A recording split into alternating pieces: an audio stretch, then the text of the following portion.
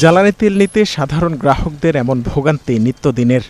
একদিকে দীর্ঘ লাইনে ঘন্টার পর ঘন্টা অপেক্ষা, অন্যদিকে চাহিদা মতো তেল না পাওয়া, সব মিলিয়ে অসহনীয় এক পরিস্থিতি চলছে মাসখানেক ধরে। মফস্বল থেকে শুরু করে রাজধানী সবখানে একই অবস্থা।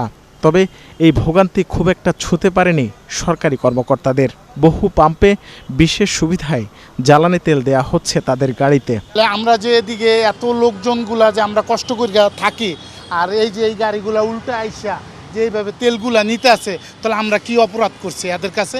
এটা কি অন্যায় হইতেছে না? এটা ওই যে সারের গাড়ি, বাসার গাড়ি, অর্থ মন্ত্রণালয়। এটাতে আপনার প্রশাসনিক গাড়ি, ঠিক আছে, যে কোনো অফিসার চলতে পারে আর কি। আমরা যদি ওদেরকে ঠিকমতো তেলটা সাপ্লাই দিতে না পারি, তাহলে ওদের তো দপ্তরের কার্যক্রম বন্ধ হয়ে যাবে।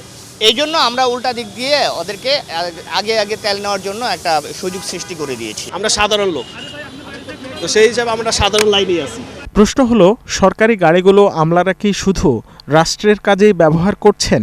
না, সংকটের এই সময়েও সরকারি গাড়ি ব্যবহার হচ্ছে ব্যক্তিগত কাজে। মোহাম্মদপুর টাউন হল বাজারে সেই প্রমাণ মিলেছে। অথচ এসব গাড়ি তেল নিতে অগ্রাধিকার পাচ্ছে রাষ্ট্রীয় জরুরি প্রয়োজন বিবেচনায়। হ্যাঁ ম্যাডাম নিজেই আসে, সাথে আমি আসি। স্যারের ব্যক্তিগত গাড়ি না, স্যার সরকারি গাড়ি নিয়ে স্যার অফিস থেকে আসছে। গাড়ি তো আমাদের পার্কিংয়ের সামনে থাকে, যে আমরা চিনা বাজার লোক সরকারি আসছে মুরগি নেওয়ার জন্য। ওনারা বলার কিনা কম, ওনারা বেশিরভাগ পছন্দ করে নেশারি জিনিস, যেমন দেশি মুরগ, এগুলো ওনারা বেশি পছন্দ করে। দেশি হাঁস, কবুতর, এগুলো বেশি পছন্দ করে ওনারা।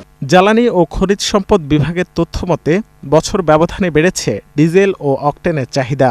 বর্তমানে সরবরাহ হচ্ছে দৈনিক গড়ে 13,500 টন ডিজেল, 1400 টন অকটেন এবং প্রায় 1,500 টন পেট্রোল। তাছাড়া এপ্রিলেও বাড়ানো হয়নি এসব জ্বালানির দর। তবুও ফিলিং স্টেশনে কমছে না গ্রাহকদের চাপ। একবার দিছে, কিন্তু আমার আর অতিরিক্ত জরুরি, গ্রামে যাব। 2-3টা প্রাইভেট কার ওই মাথা থেকে ঠেলে নিয়ে আসছে। আপনি দেখেন মহাখালী থেকে কিন্তু 2-3টা পাম্প আছে, ওদিক থেকে তেল না পেয়ে তারা কিন্তু বাধ্য হয়ে এইখানে আসছে। তো এই আতঙ্কটার কারণে সবাই বেশি বেশি করে নিয়ে সিরিয়াল হয়তো কেউ স্টক করতেছে। মধ্যপ্রাচ্যে চলমান যুদ্ধের মাঝে জ্বালানি সাশ্রয়ে বাংলাদেশ ব্যাংক সহ একাধিক রাষ্ট্রীয় প্রতিষ্ঠান কর্মকর্তাদের ব্যক্তিগত গাড়ি ব্যবহারে নিরুৎসাহিত করে, যদিও এক্ষেত্রে কঠোর নির্দেশনা নেই সরকারের। রাকিব হোসেন, ৭১, ঢাকা।